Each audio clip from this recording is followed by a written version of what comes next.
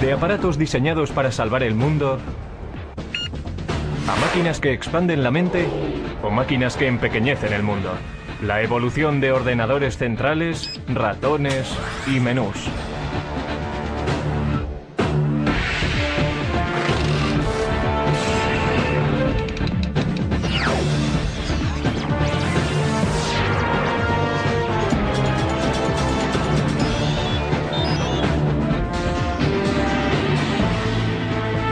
El ordenador ha revolucionado la manera en la que trabajamos, jugamos, viajamos y nos comunicamos. Afecta cada parte de nuestras vidas. Ya ha conseguido ayudar a ganar guerras, resolver problemas aparentemente irresolubles y nos ha lanzado al espacio.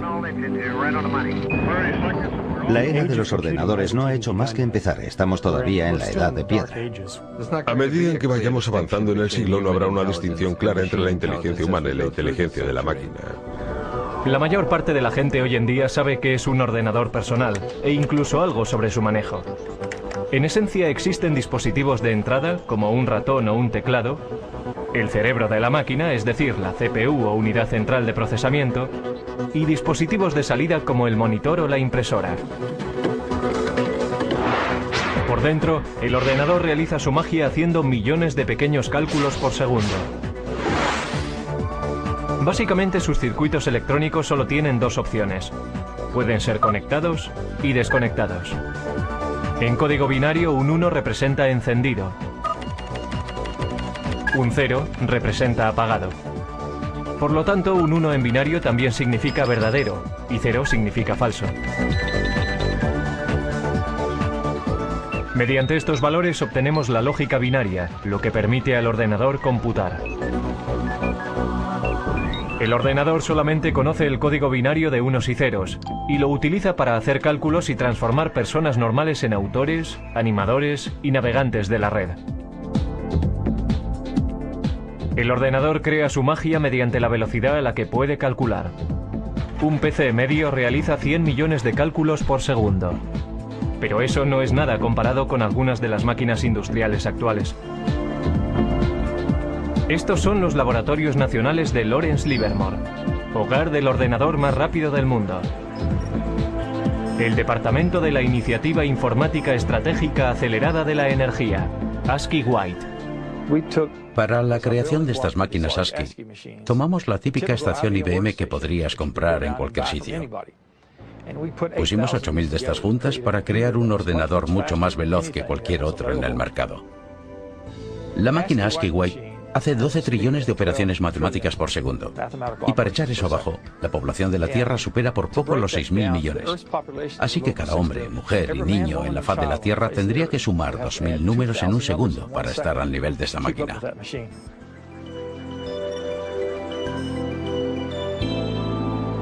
Como si fuera el guardián del silicio, el ASCII White está dedicado al servicio del país. Los laboratorios nacionales Lawrence Livermore son responsables de cerciorarse de la seguridad y la actuación de las armas nucleares de la nación. En 1992, el presidente George Bush prohibió las pruebas nucleares bajo tierra. Eso hace que sea muy difícil calcular el arsenal nuclear. Ahora los laboratorios han decidido emplear superordenadores para hacer las simulaciones y determinar la integridad de las armas que van cogiendo tiempo. Si se piensa en un arma nuclear y todos sus componentes, se empieza a comprender qué difícil es el proceso. Tenemos que ser capaces de simular cada una de las partes, la física que tiene lugar dentro de ellas. Estos simulacros son tan complicados que incluso a un ritmo de 12 trillones de cálculos por segundo llevarían semanas completar una prueba. El ordenador también tiene el poder de modelar moléculas. Esto ayuda a los científicos a diseñar experimentos antes de ir al laboratorio y entender cómo podrán ser los resultados. La manera más efectiva de obtener información del ordenador a la mente humana es mediante muestras visuales. Un enorme número de vídeos expositores de alta resolución convierte el infinito número de unos y ceros del ordenador en un increíble tapiz pixelado. Necesitamos ver el contexto, ser capaces de entender cómo encaja todo y después utilizamos esta simulación en una escala muy fina, en un bloque, un elemento para nuestras simulaciones más grandes que cubren un mayor volumen de espacio o un sistema mucho más grande. Sin estas paredes no seríamos capaces de entender este simulacro. Paradójicamente, mientras la tecnología va haciéndose más pequeña, los superordenadores como el White siguen ocupando todavía un gran espacio y una atención especial. Bien, estamos en la habitación eléctrica, que en realidad está al otro lado de la pared de la habitación del ordenador. Un ordenador de este tamaño necesita mucho material de apoyo. El ordenador ahora requiere aproximadamente 1,3 megavatios, eso es más o menos unas 1300 ohms. Requiere manipuladores de aire y refrigeradores. 3 refrigeradores de 675 toneladas impiden que el White se sobrecaliente haciendo circular agua fría a través de tuberías bajo el suelo. La máquina representa el esfuerzo coordinado de cientos de brillantes cerebros. Pero con la máquina ASCII podemos rastrear su origen hasta un hombre que no estaba demasiado preocupado por la seguridad nacional, pero tenía un gran interés en el ganado. Charles Babbage fue un científico británico que inventó el salvaganado para evitar que los trenes de vapor descarrilaran chocando contra bovinos desconcertados. También se le considera por muchos el padre del ordenador. Babbage fue un científico extraordinario. Quiero decir que fue fantástico. Se adelantó 100 años a su tiempo. No se puede decir de muchas personas, pero sí se puede decir sobre Babbage. A comienzos del siglo XIX, concibió la idea de ordenadores mecánicos.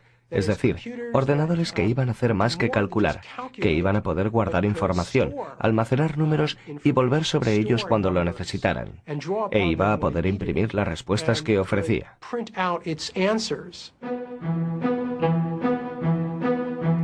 Como científico, Babbage confiaba plenamente en la precisión de tablas matemáticas, logaritmos y tablas de gravedad. Computar esos cuadros es lo que la gente conoce por ordenadores. Desafortunadamente, estos ordenadores cometían errores con frecuencia, enfureciendo así a su inventor. Errar es humano, pero para Babbage, ser humano no era suficiente. Primero previó un complejo sistema de engranajes y ejes que trabajaban juntos para hacer cálculos. Después de 10 años de trabajo, sin embargo, tiró el proyecto a la basura. Solo lo completó parcialmente para diseñar un aparato incluso más sofisticado. Una máquina que poseyera los componentes básicos de los ordenadores modernos. Las tarjetas perforadoras le proveían las entradas. Un mecanismo llamado el molino hacía los cálculos y el almacén guardaba los nombres como memoria. Lo llamó el motor analítico. El motor analítico hacía cálculos mecánicamente. Después de introducir los datos, el mecanismo tenía que ser accionado por una manivela, haciendo girar cientos de engranajes intrincados, ejes y ruedas numeradas para calcular los resultados. Babbage anticipó que la máquina de 15 pies de altura funcionaría a vapor por su tamaño. Pero Babbage nunca construyó una máquina. Su protoordenador se colapsó antes de que pudiera completarlo. Fue víctima de herramientas imprecisas y de la falta de fondos. Todo esto ocurrió 100 años antes de que se volviera a concebir la idea de un aparato así. Alentado por una eclosión de población en América, el siguiente paso en la evolución del ordenador vino al final del siglo XIX, cuando oleadas masivas de inmigrantes amenazaban con sobrecargar el censo americano de 1890. En 1887, la oficina del censo todavía llevaba la cuenta del recuento de 1880 a mano. Desesperados suplicaban por otra forma de tabular los resultados. Entonces fue cuando un anterior inspector del MIT llamado Hermann Hollerith introdujo una serie de máquinas que harían que el recuento del censo fuera tan fácil como contar 1, 2 y 3. Cada persona estaba representada por una tarjeta. Los individuos tenían que perforar las cajas relacionadas con su edad, sexo, raza y profesión. Los trabajadores del censo entonces introducían las tarjetas perforadas en las máquinas. La tabulación se hacía con electricidad. Al utilizar clavijas eléctricas, los resultados se registraban en una serie de diales, como si fueran relojes. Otras máquinas separaban las tarjetas. Las máquinas de Hollerith aceleraban de forma vertiginosa el procesamiento de la información. En solo 6 semanas se había hecho el recuento del censo de 1890 de 62.622.250 habitantes. Entonces Hollerith continuó comercializando ese invento. Se dio cuenta de que el censo era un gran cliente, pero seamos realistas, si solo recibes un pedido una vez cada 10 años. Entonces salió y consiguió hacer negocio entre los ferrocarriles, por ejemplo, y formó una compañía que finalmente se convirtió en la base para la IBM. La invención de Hollerith fue un hito en el camino de lo mecánico a lo digital. Pero todavía faltarían 50 años y el poder destructivo de una guerra mundial para que arrancara el primer ordenador verdadero. Antes de los años 30, los aparatos mecánicos computacionales se utilizaban para seguirle la pista a la población, pasajeros de tren y archivos de seguros de vida. Pero los primeros ordenadores digitales electrónicos se construyeron con un objetivo mucho más persuasivo en la mente: ayudar a ganar una guerra mundial. Una de las máquinas más tempranas se propuso por los británicos para romper el código alemán, conocido por Enigma. Con ello empezaron a creer que se podía ganar la guerra. Una de las personas que trabajó para romper el código Enigma fue Alan Turing. Su trabajo antes de la guerra ayudó a establecer la base teórica para los ordenadores que se construyeron en los 40. En el norte de Londres, en unas instalaciones secretas en Bletchley Park, los británicos construyeron Colossus, un tipo de ordenador diseñado para romper el código Enigma. Colossus comparaba secuencias de letras a un ritmo de 25.000 caracteres por segundo. La máquina solo podía realizar la tarea de unir letras, pero lo hacía muy bien. Sus transmisiones descifradas alemanas se denominaron el ultrasecreto, el secreto mejor guardado de la guerra. Principalmente, el Colossus llevaba a cabo funciones logísticas de las letras de un alfabeto en una corriente de letras que venían de un mensaje de radio interceptado.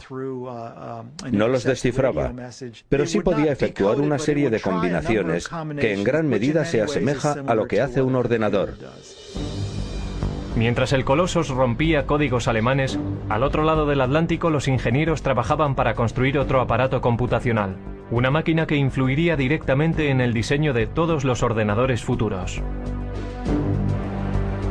América era un centro neurálgico productor de instrumentos de guerra, pero para 1943 había una escasez crítica de un componente sorprendente de la máquina de guerra: tablas de disparos para piezas de artillería.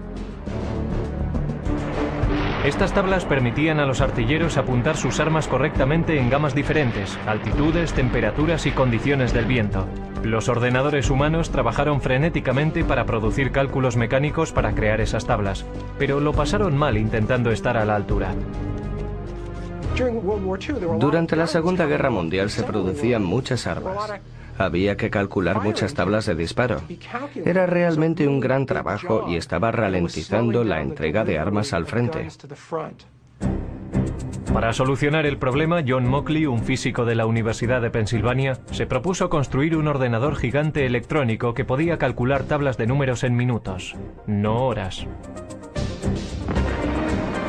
El ejército, desesperado por un aparato que les ayudara a ganar la guerra, de mala gana se centró en el coste propuesto de $500,000. Mauchly y un brillante estudiante de ingeniería eléctrica, Presper Eckert, empezaron a construir ENIAC, el integrador numérico, electrónico y ordenador. Mucho más grande que el Colossus, nunca se había concebido nada parecido a ENIAC. Casi con 100 pies de largo y 30 toneladas, contenía 70.000 resistencias, 10.000 condensadores, 6.000 interruptores y 18.000 tubos de vacío delicados.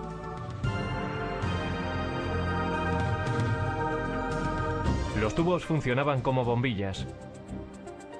En una máquina cabían 18.000 tubos, por lo menos uno tenía que cambiarse cada pocos minutos. Después de 2 años de trabajo intenso, el equipo completó el ENIAC. 3 meses después, los japoneses se rindieron. Aunque no pudo acabarse a tiempo de ayudar a acabar la